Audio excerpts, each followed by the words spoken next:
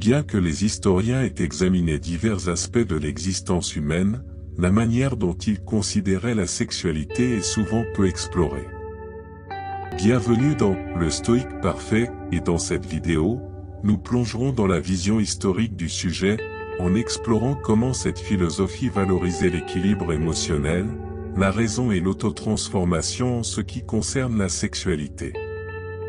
Les stoïciens croyaient que le but ultime de la vie était d'atteindre l'eudémonie, un état de plénitude et d'accomplissement grâce à la sagesse, la justice, le courage et la tempérance. Pour eux, la sexualité était considérée comme une partie intrinsèque de la nature humaine, une force qui pouvait être dirigée de manière vertueuse. Selon le philosophe historique Épictète, ce qui perturbe les hommes ce ne sont pas les choses, mais les opinions qu'ils ont à leur sujet. Cette idée mettait l'accent des stoïciens sur l'interprétation rationnelle des événements et des expériences de nos vies. De même, en ce qui concerne la sexualité, ils mettaient l'accent sur le contrôle des émotions et des désirs pour maintenir l'équilibre intérieur. Cela ne signifiait pas nier ou réprimer les impulsions sexuelles, mais plutôt comprendre que la manière dont nous y réagissons façonne notre bien-être émotionnel. L'équilibre entre le désir et l'autodiscipline était une notion clé pour les stoïciens. Dans un monde où les plaisirs des sens peuvent facilement nous entraîner vers des excès, les stoïciens considéraient l'autodiscipline comme un outil crucial pour éviter les extrêmes. Le célèbre stoïcien romain Sénèque a affirmé que la règle la plus précieuse est celle qui nous apprend à limiter nos désirs. Les stoïciens encourageaient également la pratique de la pleine conscience et de l'autorégulation dans le contexte de la sexualité. Cela impliquait de réfléchir à nos impulsions, désirs et choix, en les examinant à la lumière de nos valeurs et de nos objectifs de vie, au lieu de se laisser emporter par eux. Ils cherchaient à maîtriser leur propre comportement et à être authentiques dans leurs interactions. Pour les stoïciens, la vertu était le guide dans les relations sexuelles. Elle impliquait non seulement le respect du partenaire, mais aussi la conscience de sa propre dignité et des valeurs partagées. Ils encourageaient la réflexion interne sur l'intégrité de nos actes. Ils considéraient que les relations sexuelles devaient être une expression du soin mutuel, de la communication claire et du consentement conscient, plutôt qu'une quête aveugle du plaisir. Cette approche mettait l'accent sur l'intention et l'authenticité plutôt que sur la conformité aux normes sociales ou religieuses. Un des enseignements centraux du stoïcisme était l'importance du détachement des biens extérieurs pour atteindre la véritable liberté émotionnelle. Cela s'appliquait également à la sexualité. Les stoïciens considéraient l'attachement excessif au plaisir physique comme une source de perturbation interne et de vulnérabilité. Au lieu de chercher le bonheur dans les circonstances extérieures, ils prônaient la recherche de l'autosuffisance émotionnelle.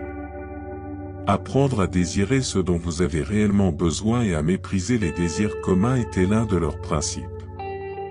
Ils cherchaient à libérer les individus des attentes sociales et des désirs incessants. La vision historique de la relation entre plaisir et bonheur nous invite à une profonde introspection.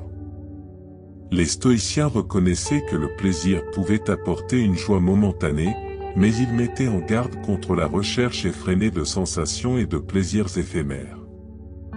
Ils soulignaient l'importance de cultiver un bonheur durable, qui découle de la vertu et de la maîtrise de nos impulsions.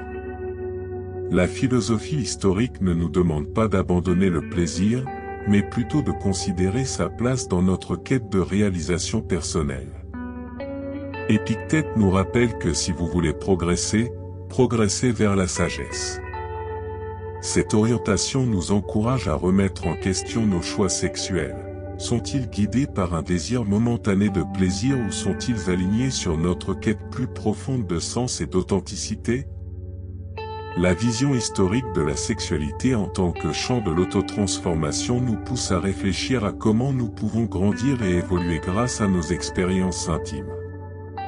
Alors que nous faisons face aux défis et aux joies des relations sexuelles, nous avons l'opportunité de développer des vertus telles que l'empathie, la communication et le respect mutuel.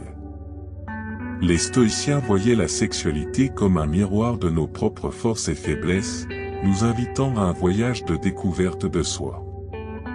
Épictète a écrit, « Il n'y a pas de bien qui n'implique pas une part de plaisir, ni de mal qui n'implique pas une part de douleur. » Cette déclaration nous rappelle que nos expériences sexuelles peuvent comporter un spectre d'émotions et de sentiments.